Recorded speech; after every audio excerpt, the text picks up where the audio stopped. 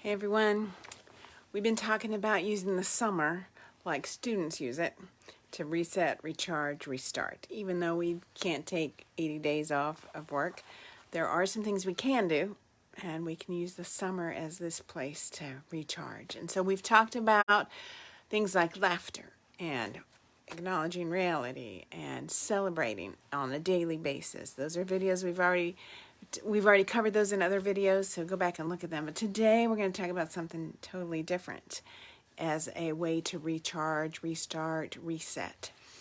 So who wants better mental health? Probably all of us. How about increased concentration and memory? Healthier immune system? Man, we definitely all want that right now.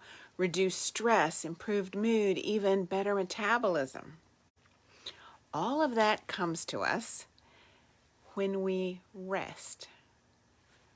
How about that? When we rest. Americans stay on this hamster wheel of work, family, community responsibilities, and we typically don't rest unless we're on a holiday or a vacation. And honestly, how many times have you said you needed a vacation from your vacation? Because we pack everything in we want to see on the vacation. Maybe on holidays you're the one that is on your feet all day in the kitchen, and that's not really a rest either. So rest is difficult for us to find, but it's also difficult for us to define, because we immediately think sleep, which is true. We do need lots of good sleep, but rest can look different for everyone. Basically, rest is any kind of behavior that's aimed at increasing our physical and mental well-being. So it can be active, like a hike, or it could be sitting down and doing 10 minutes of deep breathing. Both of those are rest, depending on the person. If we were to ask any athlete about rest, they would say, hey, rest is essential for our physical training. They would tell us that the muscles need rest. The muscles have to repair themselves to prevent injury. And so they have a very clear system, a very clear schedule of rest for their muscles. But if we were to turn around and just ask anyone about, in the middle of today's frenzied culture, if they intentionally set aside time for rest, what would they say? No way, they're too busy. No one can afford to waste time resting, because we're a very results-oriented world. We very much need the results, and therefore we sacrifice the rest. Well, there's a reason that we run faster, work harder, and yet fall farther behind. We've lost this essential practice of concentrated rest. Rest is a radical act. It's this deliberate, unconditional rest that keeps us from burnout. It's the only remedy for burnout, and we see burnout everywhere today. And especially one of the big industries that got hit by this is education. We've seen that teachers are leaving in droves. In fact, more than 1/2 of teachers in America are looking for the exit. The National Educators Association has 3 million members, and they surveyed their members, and they learned 90% of them said burnout was a serious problem.